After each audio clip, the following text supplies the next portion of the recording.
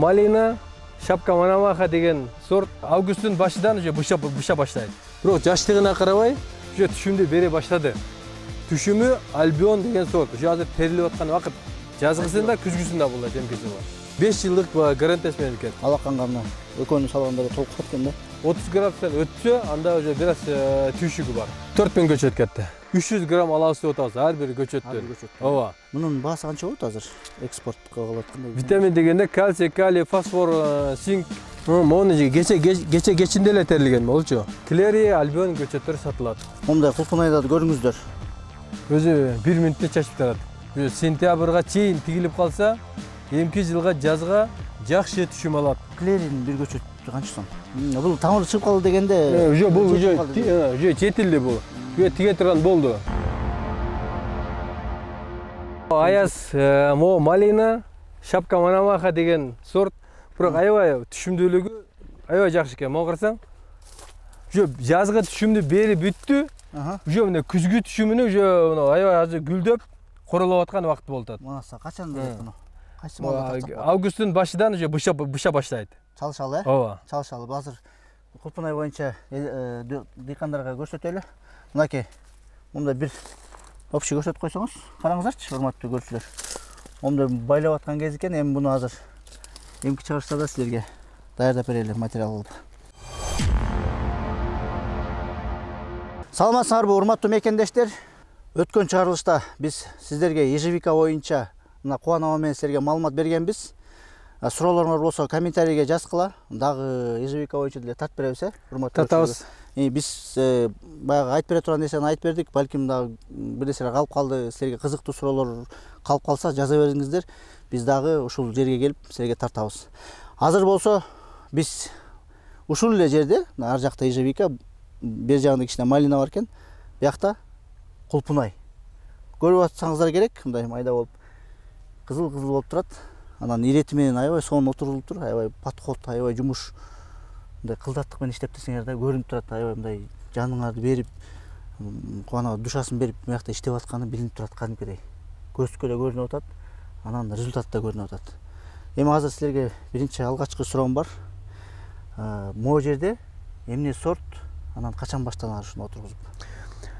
Бул жер аяз биз кече апрелде тикебиз мону. Ошон үчүн жаш болуп турат. Бирок жаштыгына карабай, уже түшүмдү бере баштады. Жаштыгына карабай түшүмдү бере баштады. Түшүмү Альбион деген сорт. Уже азыр терилип аткан вакыт. 5-6 жолу уже бул терилди. Бул эми күзгө чейин түшүм берет. Үстүндөгү бул Клери деген сорту, ал уже эрте жаз берет ал. Азыр ар жакты көрсөтүп коебуз дагы, урматтуу көрүүчүлөр, ар жакта жыйналыптыр, буякта жыйналып атыптыр дагы. Бул дыйканчылыктын бир эле немеси, сен канчалык көңүл бурсаң, ошого жараша болот экен. Буну сен алдай албайт экенсиң. Сен менетиңе жараша мында алат экенсиң да. Муну карап коеюн. Биз ар бир мына өзүнүн заводской клёнкалар да, заводской салфан ар бир немесинде уже бар да, курап калган немеси жок. Өтө биз внимание берип жакшыраак карадык. Буюрса ушул жердин өзүнөн эле бир результат болот күзгө чейин эле. Кече мартта апрелде тиккенбиз. Апрелде тиккенбиз дегенде канчасынан баштап түшүм алып баштадыңар? Апрелден азыр бир 15 күн болуп калды, териле баштады. Ошондо апрелдин башында отурсуңар эле? Апрелдин кедеде 10-дорунда отургузганбыз. Орто чендеринде отурулса, апрелдин 15 деп коелу, ондору майдын 15-и, июндун 15-и, 2,5 айдан кийин түшүп алып баштадыңар. Ооба. Бул жомла азыр эми күзгө түшүм башталды, могучу. Күзгө түшүм башталды. Бул эми күзгө кар жааганга чейин түшүм берет. Эмки жылы эрте жазда түшүм баштайт бул. Жазгысында, күзгүсүндө болот эмки жылы. Альбион. Жүрүңүздөр. Кичине мындайраак басалы. Пленкасы атайын сатылат экен да, э? Булар атайын сатылат, бул немелер. Биздин рынокто бар. 5 жылдык гарантиясы менен экен. 5 жыл. Каяктагы производствосу? Производство Иран болсо керек. Иранский, э? Могулар неме көрүңүздөр? Келиңиздер, жакыныраак кылып. Мына бышып аткан кезинде эле. Мына мону карасаңыздар, мына. Бул деген карабалчы. Алакан мынакей. Алаканга мына экөөнү салганда эле толуп калат экен да. Кудайга шүгүр. Бирок могу көрүңүз, мына каттуу болуп атат, булар эзилбейт. Транспортировкага. Транспортировкага аябай жакшы. Бирок бир жагы мондой затемняющий сетка керек экен. Ушундай сетка болсо, затемняющий сетка менен түшүмдүүлүгү аябай жакшы болот экен. Бул сеткасы жок болуп калса? Сеткасы жок болуп калса, түшүмдөр майда-майда болуп, мына жалбырактар бир-аз күйүп калат экен күнгө. Стресс болуп калат. Ооба. 30 градуска чейин болсо нормально. 30 градустан өтсө, анда уже бир-аз түйшүгү бар. Бишкекте 30 градустан ашат. Ооба. Азыр ашып атпайбы? Ысык болуп баарыбыз билебиз. Но канча сотуктарда турат азыр могу Альбион деген сорт? Альбион деген сорт где-то 8 сотик бар. Ушул жер. Альбионго 8 сотукту берип берсеңер да, жасап турсаңар. Канча көчөт кетти бияка? 4000 көчөт кетти. 8 соткага 4000 көчөт кетет экен, урматтуу көрүүчүлөр. Ар бир көчөттөн канча түшүм алат деп эсептеп атат? Ар бир көчөт быйыл биздин неме боюнча 300 грамм алабыз деп атабыз ар бир көчөттөн. Ооба. Потому что быйыл жаш бул. Быйыл тигилди да бул. Апрелде тигилди, быйыл жаш 300 граммдан 500 граммга чейин алабыз деген үмүт менен карап атабыз азыр. Негизи китептер боюнча канча алса болот экен? 1 килограмм. 1 килограмм, бир көчөттөн 1 килограмм. Канча көчөт дедиңер? 8000. 8000 көчөт 1 килограмм. 8 тонна. 8 тонна. 800 грамм 1 килограмм ушул тегерегинде алса болот. Мунун баасы канча болот азыр экспортко кылып атканда? Азыркы багыт баасы 330 сом болот. 1 килограмм? 1 килограмм. Альбиондуку. Бул сортко карап алышат да, булар сортко жараша болот. Сиздердин аркы сорттун баасы канча болгон? Анын баасы деле ушундай болгон. Клери сорт деле ушундай болгон. Бул Альбиондун эң чоң түйшүгү кандай экен? Түйшүгү аябай байда внимание бериш керек. Оорулары көп. Ооруларга карап, анан витаминдерин көп берет. Түшүм көп дагы витаминдери көбүрөөк витамин бериш керек экен. Витамин дегенде кандай витамин? Витамин дегенде кальций, калий, фосфор, цинк дегендей немелерди элементтер берип туруш керек экен. Бияка эгердин алдында бияктын деле анализин берип тапшырып атайын көргөнсүң? Обязательно. Обязательно аны карап тапшыртып билип алыш керек экен жерден эмне кемчилдиги бар. Сиз буну эң дегенде эле баштайын деп атканда эле анализден баштайт экенсиз? Ооба, анализден башташ керек. Бул дыйкандар көбүнчө биз деле убагында эч кандай анализ деген түшүнүгүбүз жок болчу да. Анализ жок. Отуруп салса проблема да. Анализ жок отуруп салсаң жерге кайсыл неме жетишпей жатат, билбей каласың да. Именно ошо культурага кандай азык зат керек экенин. Азык зат кандай жетпей жатат, билбей каласың. Так мындайча айтканда билим алыш үчүн адам ооруганда диагнозун билгендей эле ошондой эле мамиле кылат экен да. Келе кичине аралап көрөлү, карабызчы. Урматтуу көрүүчүлөр. Биякты аралап эле кыдыргың эле келет экен да. Мону кечинде эле терилген болчу. Муну үзгөндө кантип үзөт? Ошо сабак менен. Сабак менен үзүлөт. Ооба. Морда монда кылып турду. Мындай үзгөн болбойт,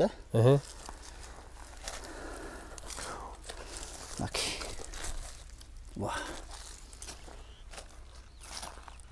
8 соткага канча расход болдуңар общий жумушчулар менен ушул Альбионго? Эсептеген жоксуңар? Жок, аны биз эсептеген жокпуз. Көчөт сатасыңар ушул эмеге боюнча? Булардын көчөттөрү бар. Көчөттөр азыр жок Клери, Альбион көчөттөрү сатылат. Бар силерде азыр? Бар. Мындай кайсы эмеде тетерде турат? Ал өзүнчө көчөт жасаган жер бар. Ошого кирип да андан бир көрөлү. Ошол жактан бир көрөлү, урматтуу көрүүчүлөр. Көчөт алам десеңер, сиз бир гана көчөт алып эле кетпестен, сатпастан сиз өзүңүздүн опытуңуз менен бөлүшүп консультациясын бересиз да. Обязательно ал бөлүшмөйүнчө жумуш болбойт. Кандай түшүнбөстүк болуп аткан болсо, звонок берип сурашса, же болбосо бул жака келсе, мен түшүндүрүп айтам. Мындай кулпунайды көрүңүздөр. Урматтуу дыйкандар, мына ушундай кулпунайдын результатын көрүп атабыз. Азыр Кубанова бизди көчөт да сатат экен. Ошо көчөттөрдүн жерин көрсөтөлү. Көчөт алам десеңер, мынакей. Азыр силерге маалымат берет. Вот.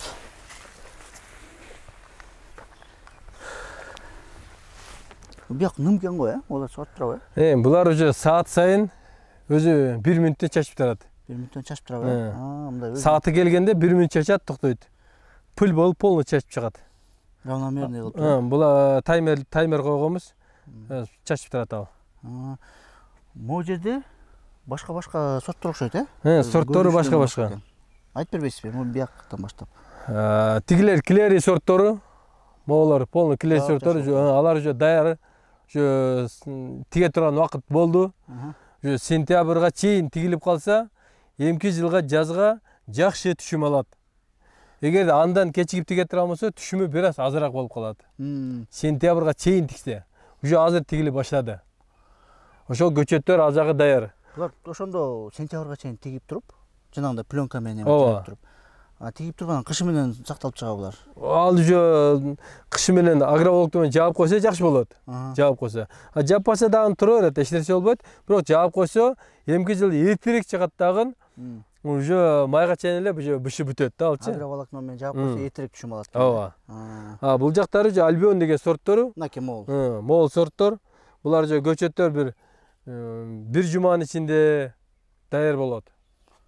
Бир жуманын ичинде көчөт алам десе келе берсин, бир жуманын ичинде. Биякта эмне сорттор? Бул жерде кеде бир 60 миң, 70 миңдей көчөт бар. Альбион менен Клери сорт, эки эле сорту бар. Альбион менен Клери. Альбион бул күзгө чейин бере турган сорт, Клери бул эрте жазда, эрте бере турган сорт. Эрте жаз берет ал. Клери. Ооба. Бирок түшүмдүүлүгү экөөнүкү бирдей эле болот. Түшүм алган, Ооба. Баасы деле бир булардыкы. Баасы эле бир. Просто эле бир, Ооба. Клеринин бир көчөтү канча сом? Клеринин баасы 20 сомдон, Клери Альбион экөө тең эле 20 сомдон, эми количествого карап бир аз түшүрүп беребиз. Көп алса түшүрүп бересиңер, Эми ал өзүңөр келише аласыздар да сүйлөшүп.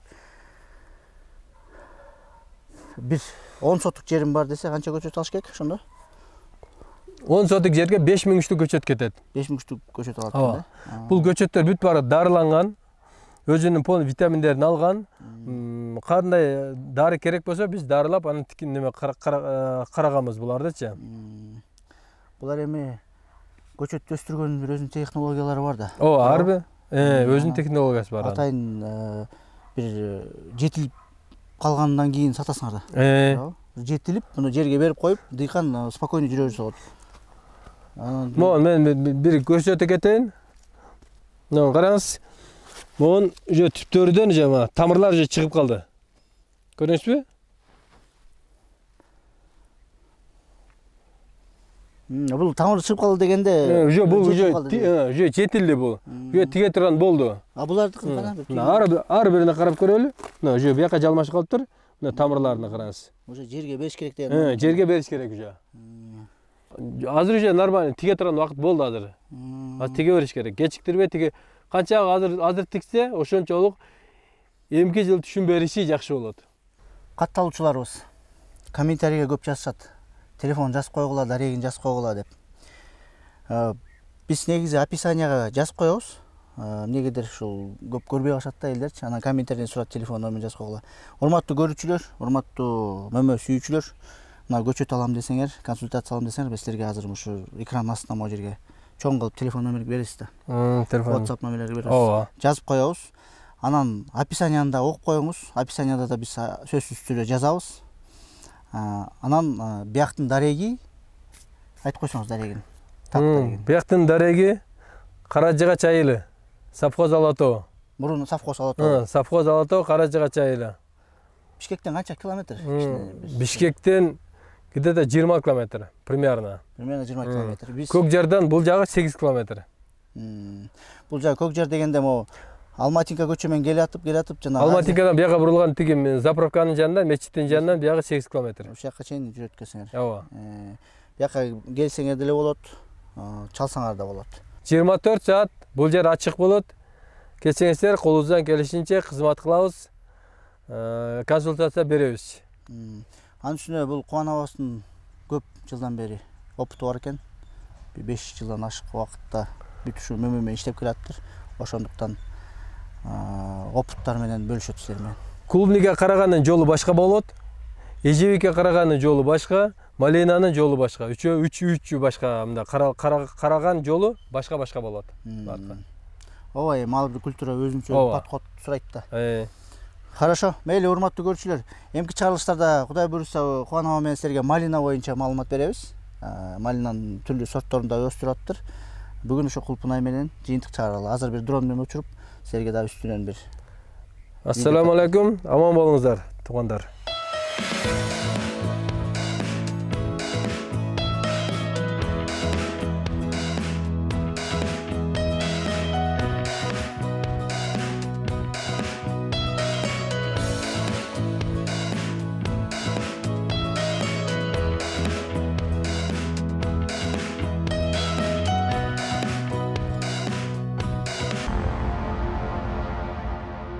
Урматтуу көрүүчүлөр, мынакей холодильникте жүрөбүз азыр.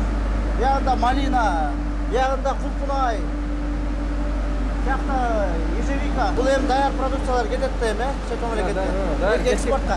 Кечке кетет.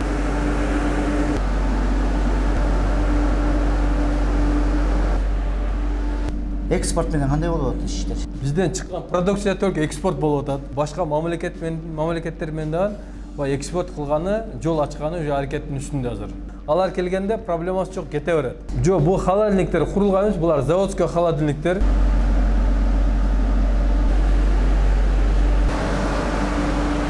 Потолокко чейин жыйсак болот, азыр бул жерде ар бир немедечи 12ден жыйылып турат. Мөмөлөрдү даярдайм десеңер, мынакей ушундай контейнерлер керек экен да. Заморозка, переработка кылып, жем бирдемке чыгарган немелер бар экен да, цехтер. Езилип калган немелер же полный бракованный калып калат. Сугат маселелери кандай болуп атат, ошонун баарын айтып берет. Мына артыбызда көрүп атасыздар, килеген бочка турат.